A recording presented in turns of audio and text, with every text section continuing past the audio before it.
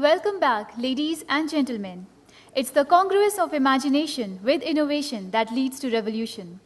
The field of business analytics has undergone transformation, showcasing growth in big data, social media, e-commerce, and many such areas, thus giving an untapped potential to the business intelligence model.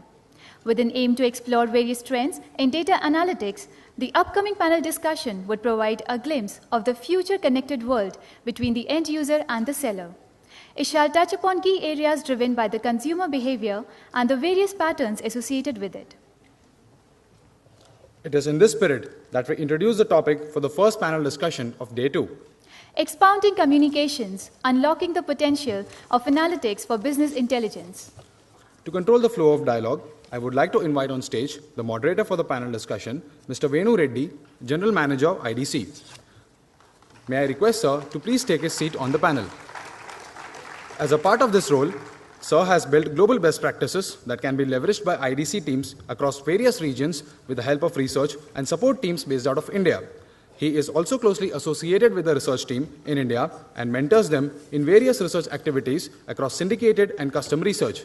Prior to his roles in India, Sir was a vice president at a leading market research and consulting company's Asia Pacific operations. With extensive regional and global experience in the IT services industry, Sir provides a unique perspective on various activities and dynamics driving the IT-enabled business place. He regularly presents his research findings and insights to many players in the IT marketplace and at industry events in India. Sir, we welcome you to Communique 14.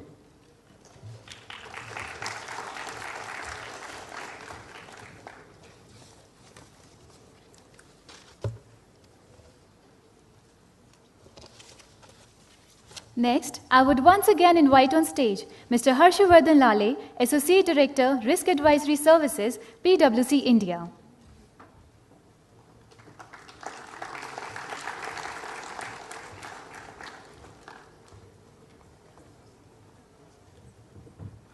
Sir, we welcome you again to Communique 14.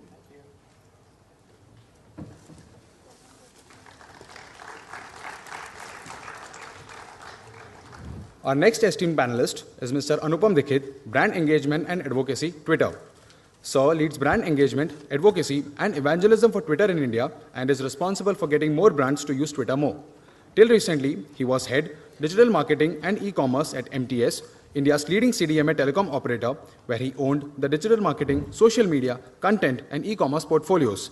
He was responsible for building up the MTS digital presence from scratch and transforming it into one of the top 10 digital brands in India.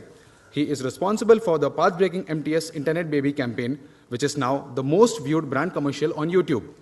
Sir was selected by the Economic Times as one of 28 young leaders for 2012 and is the only digital marketing professional to achieve the distinction so far.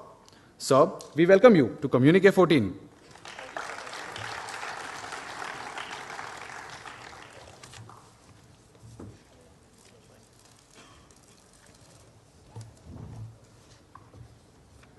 Moving on, I would like to invite on stage Mr. Rajneesh Mittal, Head Unified Communications, M2M and Analytics, Vodafone India Limited.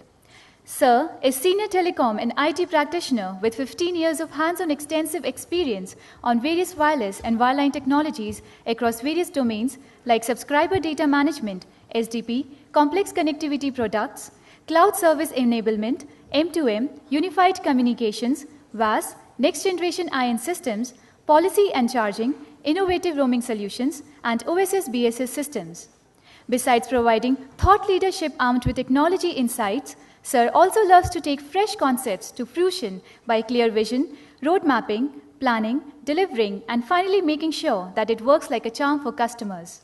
Sir has led product conceptualization and implementation for some of country's first telco enterprise VAS systems, such as Smartphone Management Solution, Enterprise Location Tracking Solution, and M2M Service Platform. Sir is currently leading portfolio development in Vodafone Business Services across multiple domains, for instance, analytics, unified communications, M2M, and enterprise mobility. Sir, we welcome you to Communique 14.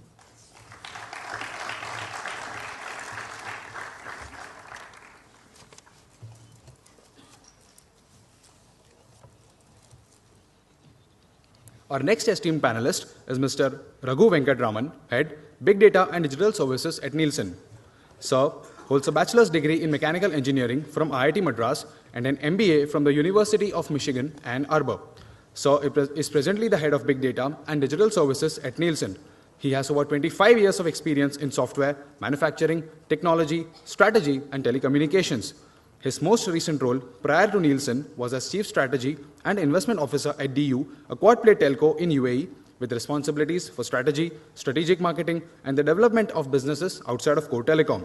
Sir has built a shared mobility services business, an internet hub, and a large data center business with unique business models in the UAE.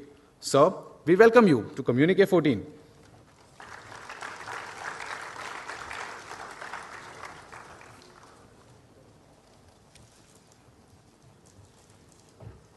It gives me immense pleasure to call upon the stage Mr. Uday Kumar, Executive Director, ITO, AT&T Global Business Services. Sir currently serves as the Executive Director, ITO at AT&T. Earlier, Sir has worked in several senior positions at organizations including BT, BT Broadband, and Comsat Max in the areas of operation and business planning and development. At AT&T, he is responsible for managing data center IT infrastructure operations, including cloud-based service managing APAC team. He is an electronics and communication engineer from Andhra University College of Engineering. He has attended several management programs in several institutes of global reputation. It takes me immense pride to welcome you, sir, to Communique 14.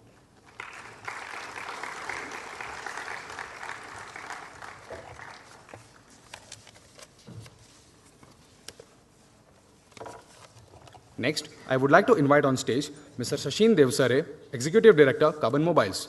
Sir has about 2 decades of experience in IT and telecom. Previously, Sir has worked in the areas of strategic business planning, brand equity development, channel management, P&L management, and strategic account management. Sir started his career with advertising agency O&M in 1994 and has worked for Philips Consumer Communications and Samsung India Electronics. Sir has over 19 years of work experience and has been in leading roles in sales and marketing for the mobile phones since its inception in India. He laid the foundation for Samsung's GSM and CDMA mobile phones businesses and was instrumental in driving leading market share for the same. Till 2008, Sir was working as National Sales Manager for Samsung's IT businesses in India, where he successfully achieved #1 market share in LCD monitors category. As Executive Director of Carbon, Sir heads marketing, international business, mobile ecosystem development, and corporate strategy. Sir, we welcome you to Communique 14.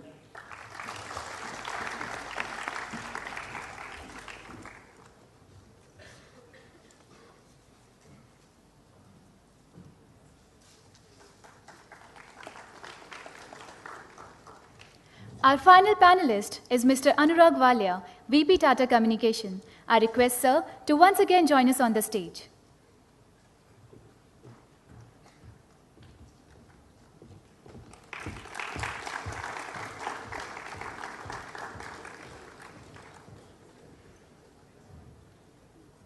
Sir, we welcome you again to Communique 14.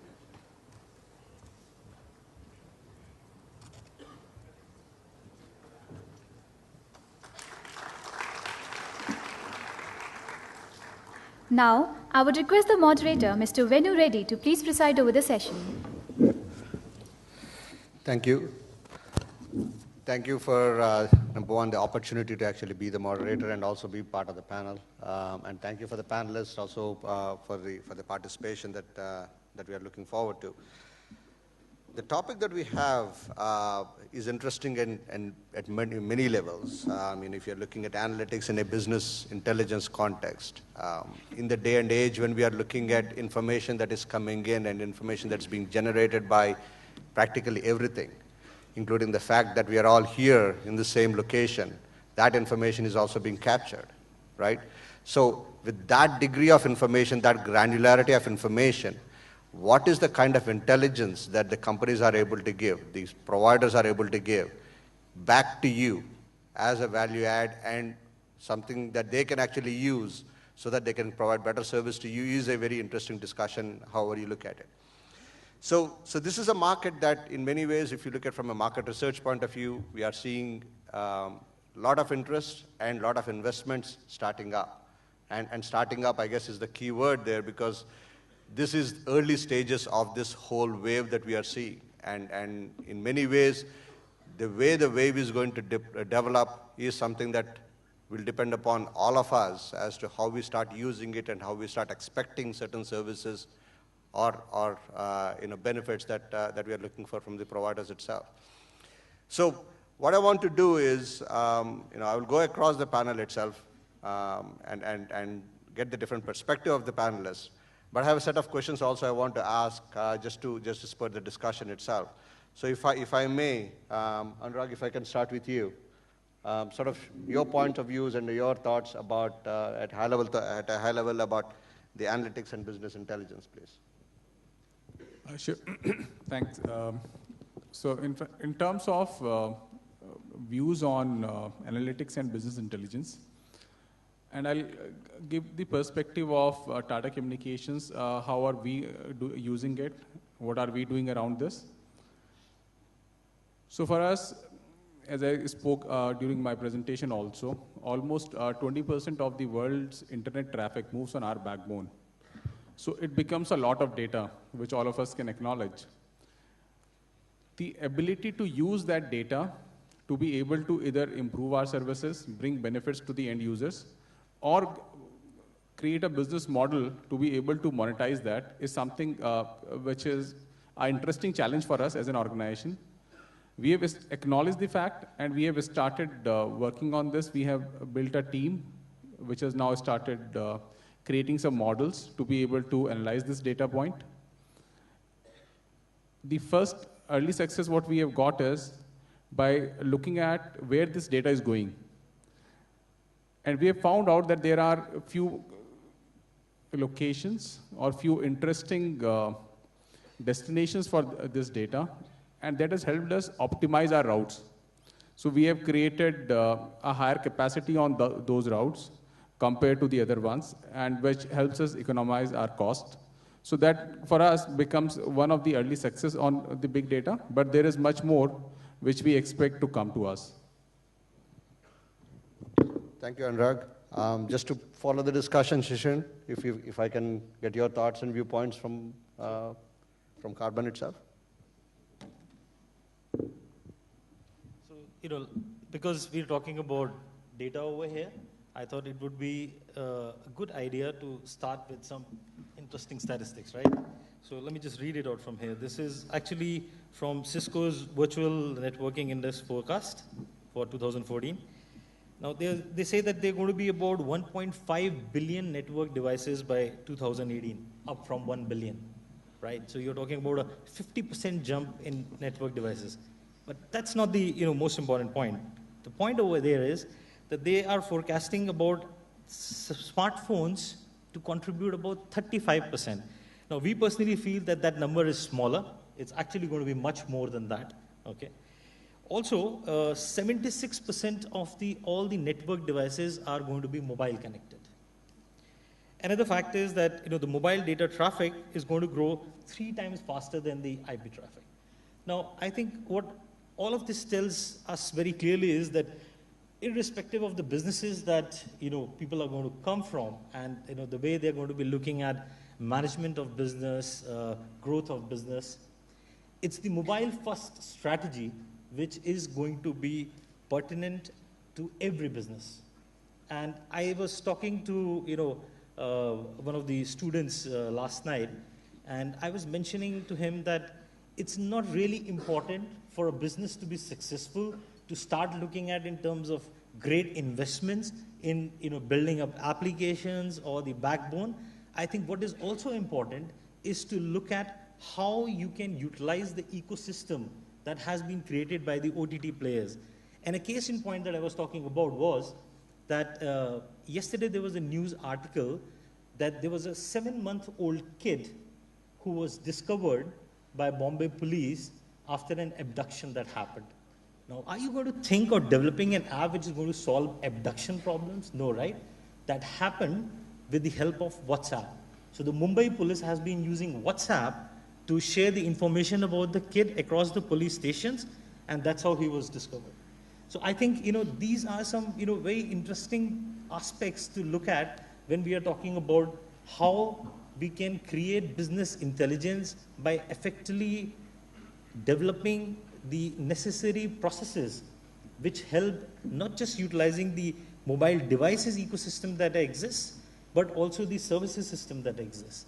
And I think it's needless to mention over here that mobile phone today is obviously the most accurate, real-time, omnipresent, and the most powerful data generation tool. So the more businesses are going to think in that direction, the better business intelligence is what they are going to acquire. Thank you. Great, thank you so much. Just to continue the discussion, Uday, if I can ask your viewpoints, please. Always there is a saying that there is a gap between the cup and the lip. In this specific space, everybody talks big numbers, but in my opinion, which as per Professor Prahlad, bottom of the pyramid strategy, which Indian consumer giants have used effectively to produce that 1 rupee shampoo. Similarly, this data analytics, we believe everybody has a role to play, and there is a way to play and give benefit to the organization. At a very high level, I represent AT&T. We do a lot of things like connected car in US, where we put our SIMs and collect the data for BMWs and Audis and do predictive analytics for that. There are several examples. For that matter, we have a service where a girl or a boy will wear a kind of a band, and we produce a kind of a cloud solution where if it goes beyond 5 kilometers, then so-and-so will get a kind of SMS, so you can protect your children. And that is on the customer side of the story, which telcos can do a lot of things. But again, coming back to my 1 rupee shampoo story, even in the operational area, even the students here, with a little bit of tricks, even with an investment of say 2 lakh rupees, one can unlock significant value in the world of telcos today, where the IT and telco have a lot of inefficiencies inside, which our friends will agree. It can be unlocked. So coming back to my concept that there's a gap in cup and the lip, the gap can be significantly fixed if we just introduce some other things like what tools to be used, and which can be learned, in my opinion, not more than 2 days. Thank you. Raghu, if you can add from what you have seen from Nielsen point of view, both how you're using it, if there are certain cases of it, and also how you are seeing broadly the market also is looking at it that way. Well, with somebody who has a title saying big data, you would think that I'm very bullish on the future of analytics, and especially with the level of precision and volume of data that is getting created. I think the truth, especially for the emerging world, is far different. And that's because, when you talk about analytics and business intelligence, ultimately it's a decision support system. And when you're looking to change decision support, you have to ask yourself, how are people planning now? And what are they doing today to support those decisions? And I'll take one example. It's a controversial one because I belong to Nielsen. If you take TV, TV ratings, which guide a monster amount of media dollars, it is based on an audience measurement system, which is actually a sample-driven model. You could double, triple the size of the sample. You still won't get a huge amount of precision dollars, precision marketing outside in the domain of TV, which dominates TV and print, which dominate where the media is allocated. Now, the gentleman from Twitter can talk about how precisely he can help you allocate your dollar, but for a market like India, when you're starting with digital marketing being 2 to 3% or 4 to 5% of advertising spend, then the delta of where the big decisions are being made, the granularity at which they're being made today, the journey is very far. My belief is that there is a recognition, even among that most difficult beast, the marketer, the CMO in an organization, that he needs more analytics. CEOs believe that they need more analytics. And I think 90% of the analytics opportunity for companies is about improving internal efficiencies. And a lot of that doesn't require fancy technology. It simply requires basic statistics.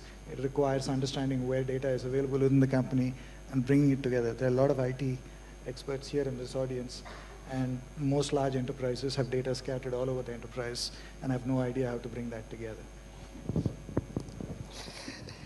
Thank you, Raghu. And I'm sure we are going to see the viewpoint of Twitter also, how exactly in the different mode of approaching the same question, we will, how you actually would look at that. But before we go there, let's try to see in case if we can both have an introduction and also a viewpoint from Vodafone from Rajneesh. So I was going through the agenda of the discussion, and so first of all, I must say that I have a very difficult time to understand, what we are going to talk about, especially the word expounding communications. So I went to Merriam-Webster and really, try to find out hard about, what expounding means, what we should talk about. Anyways, coming back to the point that what is the use of analytics in business intelligence, I think we need to put the customer, in the center of it all. So let me just narrate a quick anecdote and, before I come to the point. So I'm a marathoner, and my favorite color is red. I registered for Mumbai Marathon 2015. Armed with this information, I went to Flipkart.com. I wanted to buy a shoe. So goes without saying, I wanted to buy a running shoe, and I wanted to buy a red running shoe. I went to the site, I searched, so there were, you can search for red running shoes, and, they throw up a lot of options at you. I could get a shoe which was red running shoe. I read the specifications, it was fine. There was a good deal also attached to it. As soon as I went, to really put that in my cart, the deal was gone, or the shoe was gone, the available stock of the red running shoe that I wanted. Now, I closed the Flipkart site. I'm not sure if there's anyone from Flipkart here, but I closed the Flipkart site and I said, okay, my red running shoe is not available at the price that I wanted, at the deal that I wanted. I closed it, and a couple of days went by. I got a couple of emails from Flipkart saying that, why don't you close your transaction, your shoe might be, or a different shoe is available, and those sort of things. Did Flipkart really get back to me saying that the red running shoe that you spent some time looking on my site, the specifications of the shoe that you read is now available let's say from a different vendor at the same price, and we are sure that, you didn't really complete the transaction. The information is, or the data is available with Flipkart, but did they really use that data? Did they really analyze that data and came back to the customer saying that, we can close this transaction, why don't you come back to Flipkart, we have your red running shoe in the price that you want. So it's very simple. The business intelligence is required, because everyone wants to sell. We keep talking about the Indian market scenarios, there is a huge Indian market, there are customers all over the place. But are we, doing enough as enterprises to make sure that we use, that we analyze the information that is available to us? Perhaps the answer is no. And I would agree, this doesn't really take too much to do this. The data is available. It's just that, how far or how deep, you really want to look at it. So I firmly believe that the way to go is, especially from, if I just put the telecom operator viewpoint here, we are the last mile owners, right? We are the ones who are giving, smartphones and mobiles and the last mile connectivity to our customers.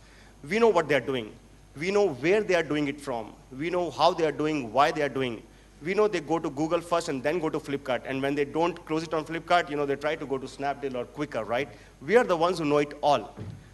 It's very, very important that we leverage on this, let's say, big data that we have and try to provide some meaningful analysis, some analytics as we call it, or M-analytics to the enterprise customers who can really use this information to, to get the customers going, to get the customers, coming back to them, flocking back to them, saying that, okay, I want this thing done, right? So that's probably where, the sweet spot for us as telecom operators is, as far as analytics is concerned. Thank you, Rajneesh. You touched a couple of points which I think can be a long discussion that can go for a few days. So we most probably will not be going into that depth, but the interesting point about the information that is readily available, what can be done, and how far do you want to go with what can be done is a discussion all by itself. We'll go into some of those points later. But let's talk to Anupam and see in case if you can share a few points about analytics and business intelligence. Absolutely. So Twitter is analytics. I mean, you might think of it as a social media platform, but ultimately it's just analytics. It's all data. So stuff that you call trending is essentially what it recognizes as a pattern, which is being picked up because a lot of people are talking about something in a certain part of the world at a certain moment in time, and that's why it surfaces that to the top. So the analytics is lifeblood for Twitter, and the Twitter fire hose is essentially its oxygen supply, right? But having said that, it's still a platform, and so is any other analytics tool, solution, software, implementation out there. And to that, I completely agree with Rajneesh. So there's an interesting brand with the even more interesting tagline, which goes, it's what you make of it. So essentially, whether you implement analytics or not, and going by the Flipkart example, what it boils down to is how smartly or how effectively are you using the data that you are capturing, right? What are you making of it, and how are you using it to make better business decisions or to eventually have an impact on your organization? Now, so when we look at analytics, what's critical is that we need to recognize there's been a paradigm shift in how users consume information or how their lives have been impacted by the entire digital evolution, right? 2 years ago, there were less than 50 million users online, whether we take into account mobile, internet, etc. Today, they are about 200 million and increasing, and very soon will be the largest internet user base in the world, right? So what that means is it's huge. It's just immense amount of data is being created and churned out every moment. I mean, just to give you some perspective, everybody, I guess, would remember the Brazil versus Germany semi-final World Cup match of epic proportions. So it was the single most tweeted match in Twitter's history.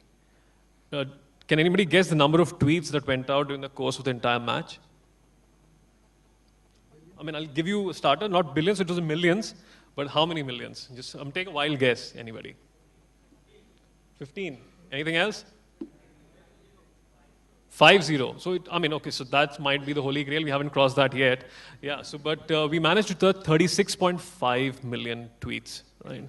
So for a 90-minute match, do the math, it's just a humongous amount of information being churned out, right? And these are just people like you and me putting this content out there. So what that means is, you need to have something which processes information, makes sense out of it, and then sees patterns in it, right? So, like I was introduced. So just before Twitter, I joined Twitter about 2 weeks back. I was working with a telecom company called MTS, where I was taking care of digital. And there I had front row seats to the impact that effective social or business analytics and the kind of impact that they can have on a business function.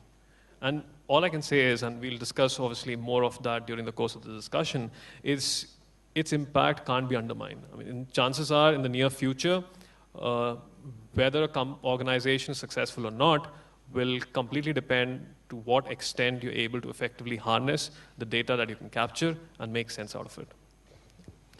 Thank you, Anupam. Lastly, but not the least, I would greatly appreciate if Harshavardhan, if you can share your viewpoints, both from PwC and your personal ones too. Thank you. I would slightly take a different subject, and that's more about forensics. That's where I belong to. That's where I've been for the last 18 years. And we support a lot of the investigations that are done by the government bodies, right? The CBIs and the CIDs of the world. Big data is something that is really becoming crucial for these investigating agencies for a simple reason that if there is a crime that happens somewhere, somebody somewhere for some reasons would have either tweeted that, put it on a Facebook, put it on a WhatsApp, there would be a trace available.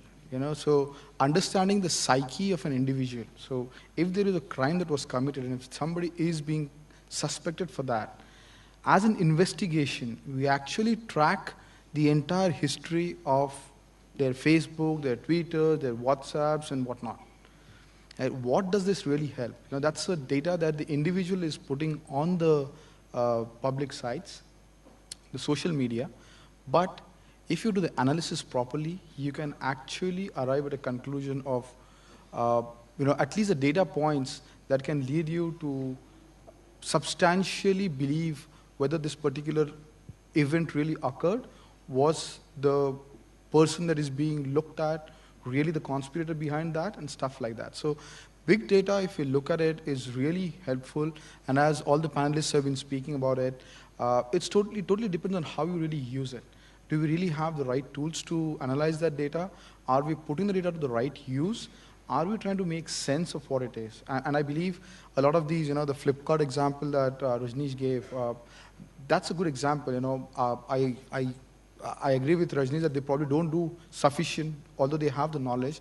But the fact that they throw additional information across to you, saying that, as you rightly said, if you're looking for a red shoe, they'll at least say that, okay, the same make model, but a blue shoe is available for you from this vendor. Or instead of a Nike, a similar make model is available from a Reebok, for example, right? That is big data. That is where they are trying to give you those options. It totally depends on how we consume it. From a compliance perspective, if you ask me, the software publishers are really going gung-ho about the digital media, digital marketing. Because as we move towards the social media, the use of digital marketing would increase. And therefore, a possibility of non-compliance is again in that domain. And that's something that the software publishers are really looking on. That's my view. Thank you, Harshvardhan. Couple of points that all of you have touched, and sort of, I'm trying to rephrase and sort of link everything up, is the difference between information and intelligence, right? Information is, multiple terabytes per person volume is what we are really starting to look at in a few years from now. How do you extract intelligence out of that is where the analytics and the big data or any of these tools will start to come in. Now, one point most of you have alluded to but did not really touch is an aspect of analytics and or big data, which is future looking, right? It is great to look at the rear view mirror and say that 3 months back, if I had done that, I would have been great. Or here's a problem that happened, so I can fix it. Or what's the reason for the problem to happen? But the question that I want to ask of the panelists is, are organizations, number one, starting to think that way, meaning look into the future and say, hey, I have a bunch of information. I can do analytics from it. I can get some trend analysis from it. I can predict what might happen. Are they, number one, ready for it? Are they doing it? And how far do you think, either in your organizations or what you have seen in the market, is happening? So, Anurag, if we can start with you once again, or anybody who can jump in. We don't have to necessarily make it in the same row. Yeah, absolutely. In fact, this is something which I had in my mind while I was hearing to the other panelists and what they were saying. One example which was kind of moving in my mind is something which I would like to share, and that's relevant to what you asked for as well. So while, one of the use of analytics is to be able to predict an event. One of the events which any telecom service provider would like to know in advance is customer churn. So you would like to know when your customers are planning to move out of the network. And if you know that, then you would also like to take action to be able to retain those customers on your network. Now, while for voice, or what we typically call mobile telephony, or the voice customers, that kind of analysis becomes relatively easier because you monitor a customer's usage pattern. If somebody has started using your network a lot less compared to the normal usage patterns, you are able to predict. And companies do act on that. So there are companies, and what I see, in fact, in our own group company, they track your average usage. The moment your average usage starts falling down, so if you were, let's say, a 500 rupee customer, and suddenly you have moved down to 200 rupees and then moving to 100 rupees and all, it means you will still be talking to someone, but now you are using somebody else's network. And then you are being reached out to understand, is there a pain point? And that's how we try to arrest churn on the voice side of it. And for voice, while it's simpler by using the pattern of the traffic or the usage, you can do that. On the data side, it's quite tough. What we have tried to do in Tata Communications is try to build a predictive churn model for our data customers. And it's not only basis the usage, there are so many parameters which has to be used for that, coming from various systems. And coming from various systems, one becomes a challenge to resolve in itself. But finally, after so much of rigorous work of almost few quarters, because the initial results were kind of not optimal, so we had to make that model more optimal. But now, up to a fair degree of certainty, we are able to predict that this customer can send us a termination notice, a 30-day advance notice for these circuits. And also, let me also add, with this, all this big data, you will find people whom we call data scientists. So those kind of designations now exist in our organization, which were kind of unheard of 2 years back. And the model which I'm talking about, while it went as a business requirement from our side, but it was a data scientist and the team which created that model, so we worked back with them. They were the guys who fine-tuned it. But it's a kind of success model. So yes, it has uses, it can predict. And if you're able to do that, it's a big value add for the telcos.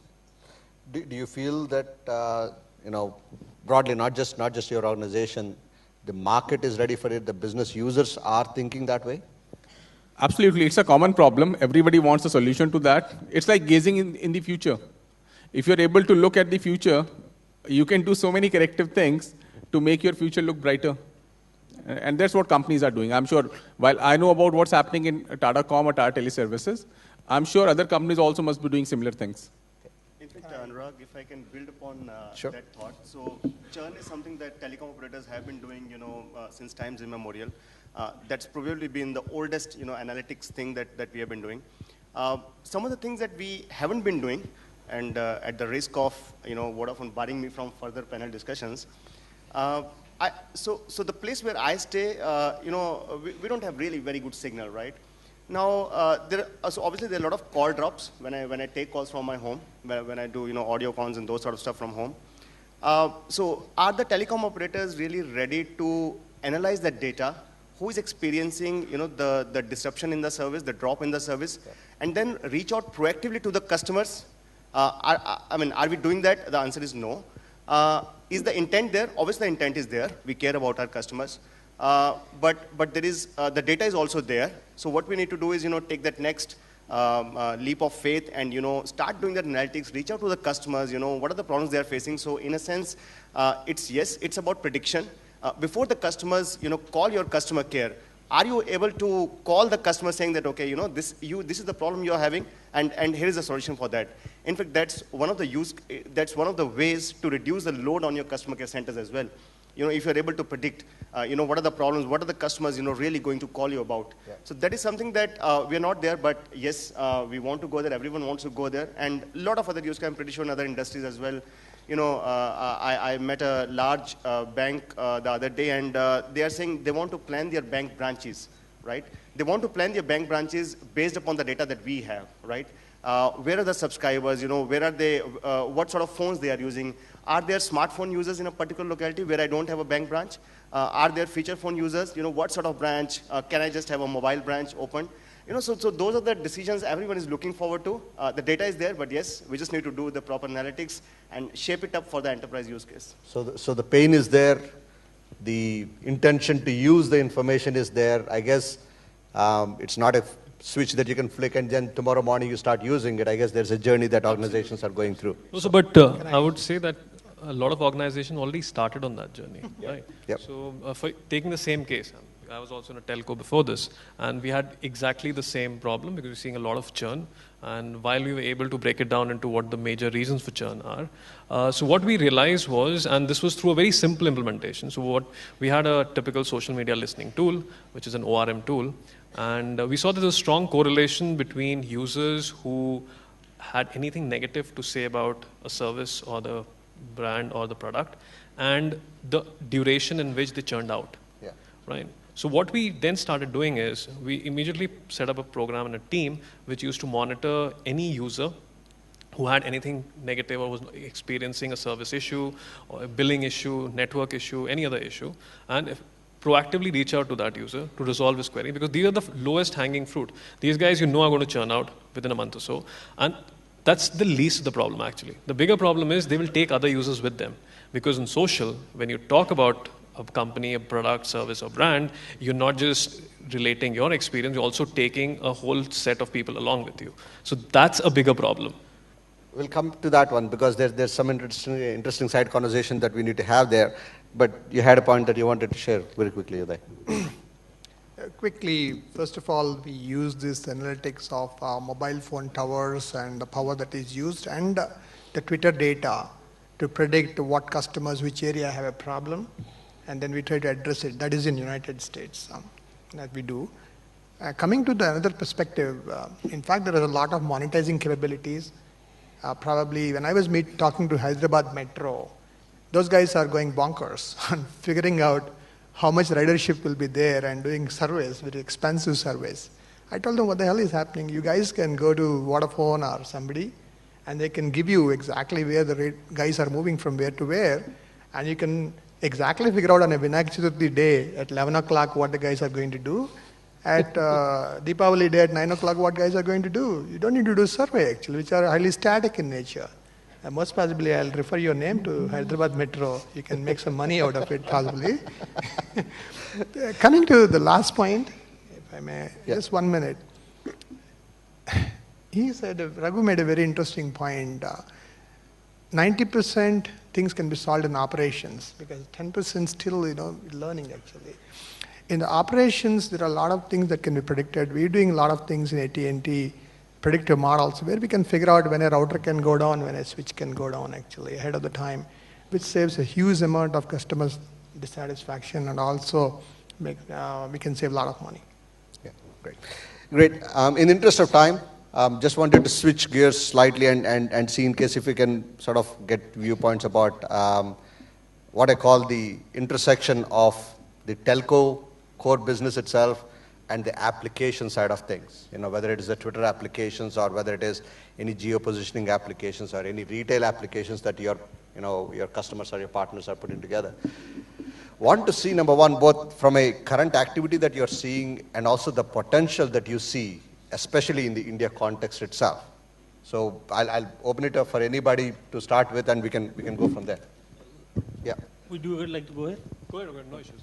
So I just wanted to talk about a very simple application that we had introduced about 5 years back, and I was hearing Rajneesh, and when we started talking to operators for bundling, and you guys always tell us that we know exactly how many number of phones are selling in the market, right? So this application that we introduced 5 years back, which was obviously a feature phone dominated market, it on a real-time basis, within 4 hours of that phone being sold to anybody in the country, it triggers a message back to our server, which tells us about the circle, tells us about the operator, gives the mobile number, right? Now, obviously this tool is SMS based, and we started it to basically do a more efficient inventory management, to be able to control the channel schemes that we are offering in the market.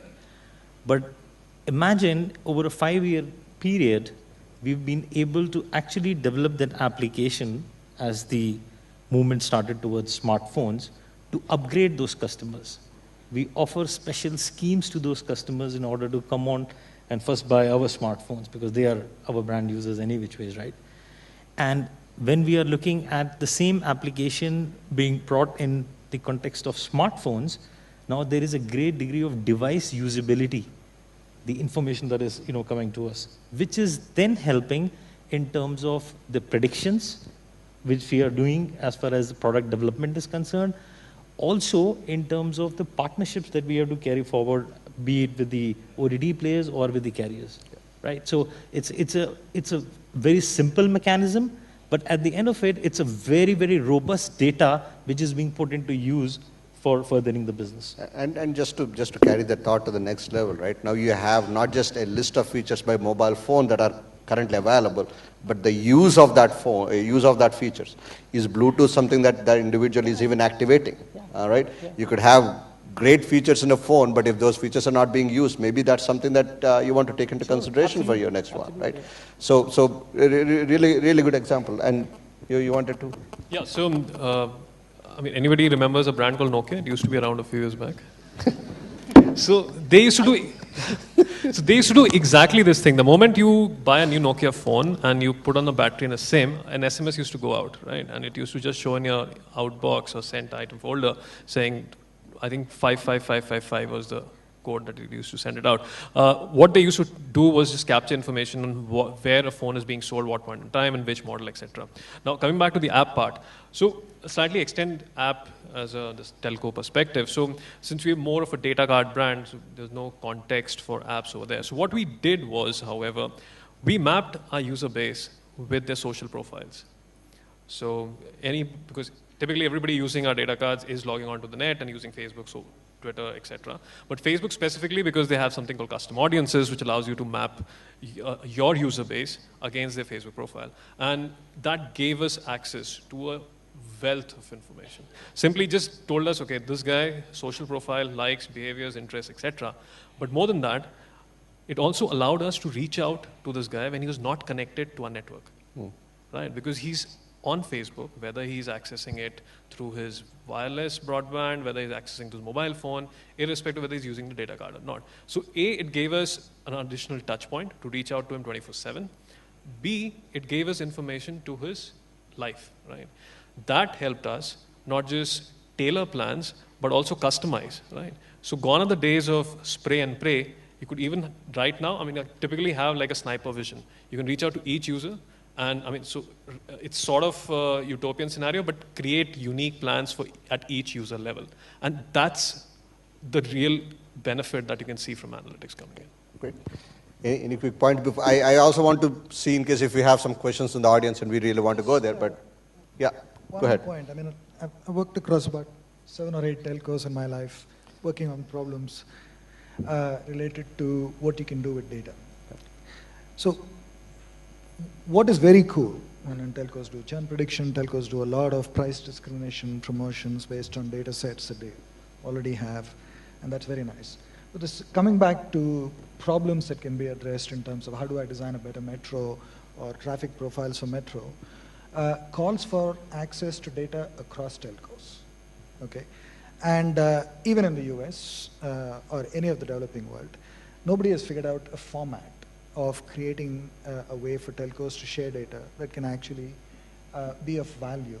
So I'll give you an example, credit card data. In the US, there are companies like Argos and Experian who actually aggregate credit card behavioral data, anonymized. And in the US, because of the court systems, you can have access to that data and there are rules around it in terms of what you can and cannot do with it. So a company like Nielsen can actually take that data, bash it up with other sources of data and actually provide a tool for, not just us, of course, other companies too, provide a tool for businesses to use in public groups of it. That is a perpetual challenge because telcos have a monster amount of data, but the data set they own helps them optimize their relationship with their customers, and they don't really have formats by which that can be used even by third parties. It's just, you know, I'm very glad to hear the stories from MTS and from Vodafone on certain vertical opportunities that come from partnerships. But it's a bloody difficult thing to do. Is the problem of data of plenty usually becomes that they're siloed in ways such that you can't access and create value out of it. Completely agree. I mean, the biggest problem is the silification. Yeah. And you know, that was one of the points that we were talking during the break about how regulations can either limit or enable some of these growths itself. And the lack of the regulations that will allow that standardization is going to be one of the drawbacks that we are going to see on how far big data can actually go or analytics can go. So let's sort of open up to see if there's any questions from the floor. I might have a blind spot on this and that side because there are lights staring at me. I might not be able to see. But if somebody can speak up, I think I should be able to hear. All right. I'll leave my question for the discretion of the moderator to carry forward. It's a different sort of aspect. Men have evolved as gatherers, and we have fought wars as gatherers. We have become smarter gatherers, and now we're actually collecting data. So are we heading towards for another data wars? And if telco has a lot of data, why shouldn't it sell it? Are we Are we heading towards data gathering wars in near future? Yeah. Why should they sell it or why shouldn't they sell it? Why shouldn't they sell it? I mean, if telco has a lot of data, why should it be that can be very controversial and very interesting one. So we'll take a couple of viewpoints and maybe the telcos can jump in there. So let me take a first shot and might be Anupam can follow that up. So the answer to why shouldn't they sell it, so I'm surprised why are you asking that? I mean, obviously we should be selling it. But I shouldn't be saying it in in those words actually. So it's not about selling data just for the heck of it, right? It's about creating enterprise use cases out of it. So there are enterprise customers who don't have access to the data using which they can plan their jobs, right? So for example, process improvements, right? How do they plan, as I mentioned about, somebody wants to open branches, right? What is the data that they base, their decisions on, right? So it's not about us selling the data. Obviously, there are a lot of privacy concerns around that. There is a TRAI regulator sitting on top of our heads, on the telecom operators' heads. So it has to be within the guidelines. We have to anonymize the data, we have to aggregate the data and all those things. But after doing that, it has to make sense for an enterprise customers. I mean, I just can't put all the subscriber data on the table and say that whoever wants to take it for the heck of it, right? It's not just that. So there are very, very specific data parameters that people are interested in, like location, one of the most used one. Other is, what are the subscribers doing? What is their data usage behaviors? Which sites they are going? What is the sequence they are, browsing these sites, right? So there is some specific amount of data which is available, which is useful for some customers. That's how we will approach it. But it's not just, selling the data as such. But obviously, if there is some valid case for it, we'll obviously look at it. Yeah. So just to add on it before we go to the next person. Yes, absolutely. It has to be in the context of value that is delivered. Otherwise, it's going to be opening a Pandora's box you don't want to open. But at the same time also, I guess the struggle that the market is generally having is we don't know what can be done, right? For the lack of understanding of what can be done, the ability for, let's say, it's good to see that the branches are starting to have the discussion about what can be done and which the branch should be open, because they are going to avoid a colossal waste of having to open a branch and then say this is the bad location or this is not the right kind of branch itself. So it is good that way, but at the same time, that I guess the regulatory part of it as to what can be shared and also transmitting and the liabilities that you are sharing with with the partner itself is going to be a very interesting one. And in fact, even if the regulator is not there, as telecom operators, it becomes our duty to make sure that we inform the subscribers duly if their data is being shared. So there are different models. Subscribers can opt in to this process. Subscribers can opt out. So there are different models which would ultimately govern this. So it is, please be rest assured that if and when it happens, it will happen in a way that's that suits everyone. Yeah, Anupam, really quickly. Before, just imagine if there was no telecom regulations and there were no issues with user privacy. It just does not make business sense to sell the data, right? So I'm guessing you were not listening to Harsh's session because all he said about was licensing. So if we have something which is useful, instead of selling it, it makes sense to let other people use it multiple number of times. And we were just discussing with Uday in the break that operators globally, and they're slowly warming up to this fact, is they're opening up APIs, right? So they're opening up APIs, and if you're aware of what APIs are and how they work, essentially you can let a third party get access to certain information without actually giving the information to them. So that is how they are using the data in a way. So I know for a fact that Airtel has done that in India. We've also done it to a certain extent when I talked about the Facebook custom audience, that was essentially exposing our data to Facebook API, and obviously it's double hash, so there's no data being sent across, but you get a sense at an aggregate level. So similarly, operators also realize they're sitting on a gold mine of information, which is data, and they should be using it other than just for providing services. No, just an overall point. If you think about the opportunity for analytics, it's actually bigger for a country like India than, say, the United States. In the sense that, as an example, in the United States, these kinds of data sets are available through almost like a commercial marketplace. And there's a regulatory structure. For us, the kind of efficiencies as a country we could get if there actually was, say, the equivalent of an FCC, a regulatory body, but that actually had a mandate to make more data available whether it's government data. I'll give you an example, census data. We operate with census data, which is, a fairly aperiodic exercise once every 10 years, but it's still a gold mine, because in the country of the blind, the one-eyed man is king, right?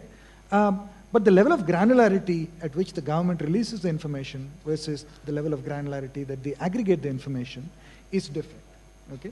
So it comes, so my view is, even for telcos and other entities that have data, if there are frameworks for data sharing and privacy protection, and more importantly, the creation of marketplaces. So one of the things that I do in terms of big data is I'm not looking to create big data solutions. All I'm doing at this stage is to create data partnerships so that data sets can be available to our clients, and they'll figure out the analytics. They're smart guys. But having access to the data is the #1 problem and the #1 opportunity. Yeah, on a lighter note, there was a NASSCOM head called Devang Mehta, and he just said once, why India produced so many beauty queens and good IT jars. He said there was no department of beauty and department of IT. He just joked. And probably we need to help our friend Twitter and Facebook to come to the same level playing field. We should have Facebook Twitter Regulatory Authority of India. Good. Yeah, let me just add to one more dimension, I think, which did not got covered. This was around the data gathering and the data war. So data gathering, yes, is becoming more and more important. And all companies are kind of striving to gather more data around the business, what they do around their customers, their subscribers. And while war may look to be a kind of extreme statement, but it will be safe to say that companies which will have more data will have more power in the business. Companies having the ability of getting the data, analyzing it, will start exerting more power compared to the companies who don't have it. Yeah, great, thank you. Any other questions?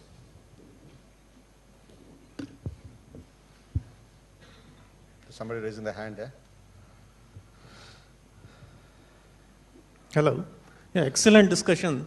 So one point from that perspective I was trying to ask, see, meaning a few years back, when telemarketing started, it was like a big many opportunity for the corporates.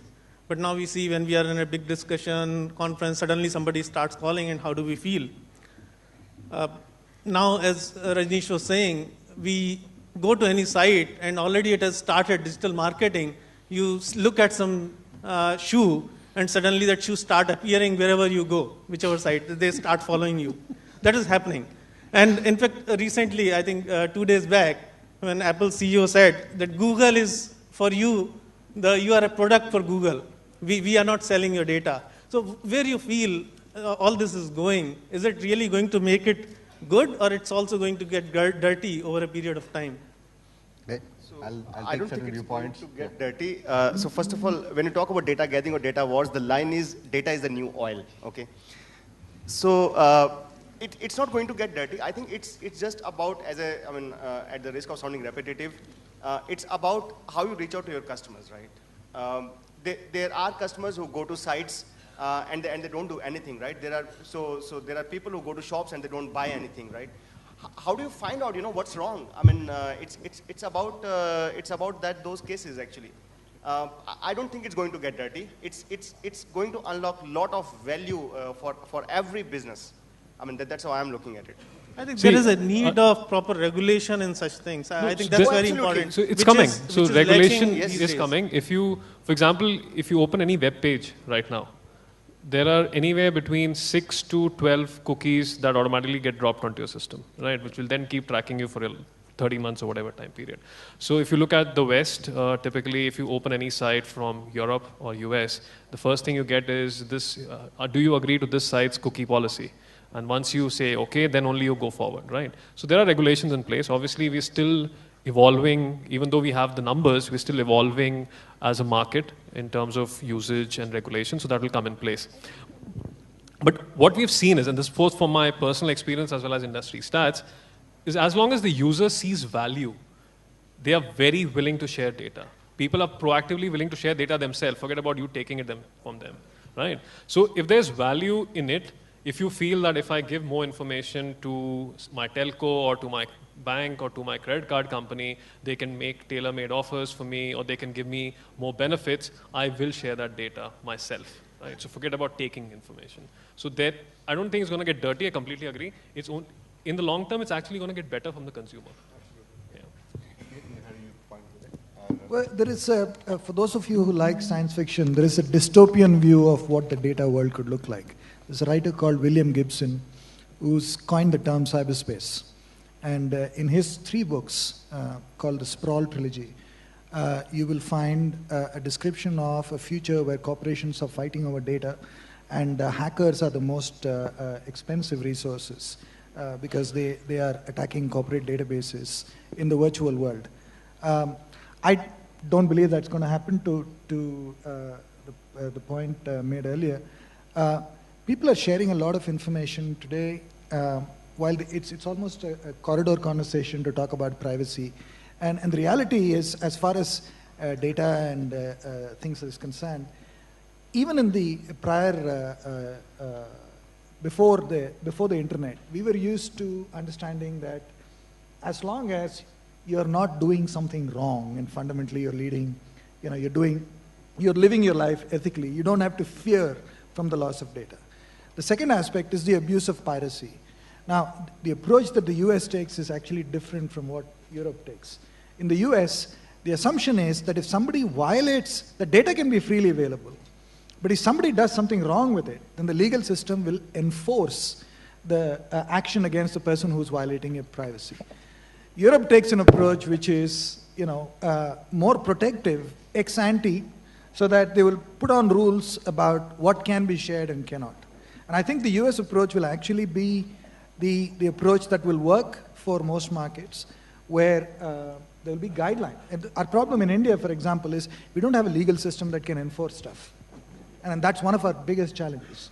So our journey with data is going to be much more difficult. On that note, and both in interest of time also, a couple of points that I wanted to sort of summarize and sort of also even take that last point itself to the next level. Personal example. If you are looking at if anybody is here or around has an electric car, the Reva, the E2O, they collect information about where the car is and the status of the car, and they analyze it. They have smarts put into the car itself. It sends you an email or an SMS based on, you already parked the car, you have not moved for the last 5 minutes, you turned it off, you did not put the handbrake on, so it sends an SMS to you saying that you didn't turn your handbrake on.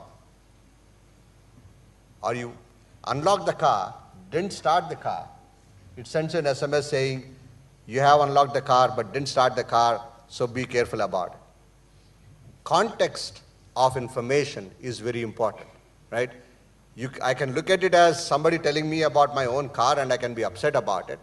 Or I can look at it as somebody is helping me not to lose the car or waste the energy that is there on the car and try to look at it.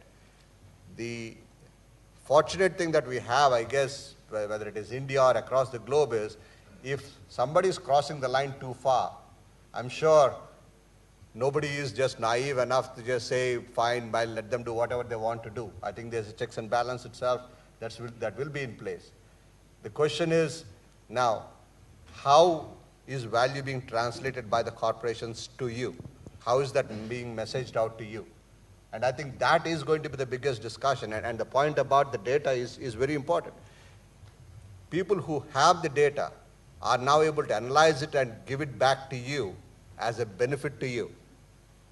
Whether it is about a particular shopping practice that you have, you always buy rice once every month in the first week of the month.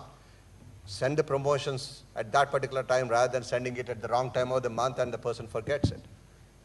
That type of analysis is what we are talking about. That type of analysis is what corporations are talking about. I think we both have checks and balances from a corporate and from the public point of view. And at the same time, I think there is, even among corporations, the check and balance about, if it is not delivering value to me, I'm not going to just give out the information just for the fun of it. There is no reason No company that I know of ever would try to do that. So this is a topic that we can keep talking for the next couple of weeks and still not be done with it. So I think an hour is a tight time frame, and I really want to thank the panelists for their time, and I think it was a great discussion. Hopefully that has given you some of the insights into how exactly the market and the technology and the solution is evolving too, and that is of value for you guys. Thank you. Thank you, guys.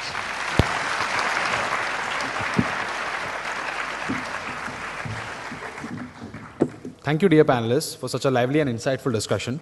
I now invite my colleagues to felicitate our esteemed dignitaries with mementos as a gesture of our appreciation.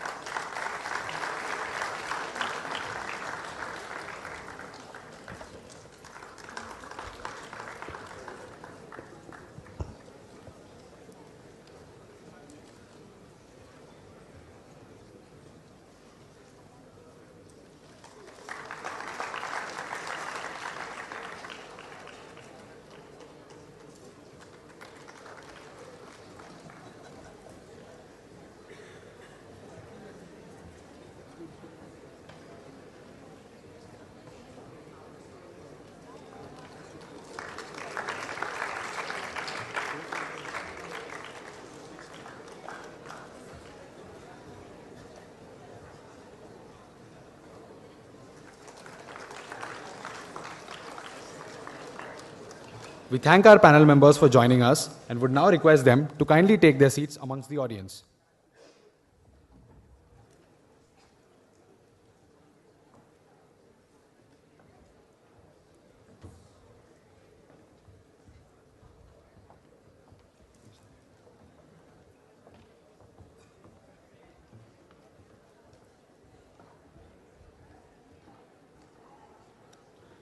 I request the audience to please bear with us while we set the stage for the next keynote address.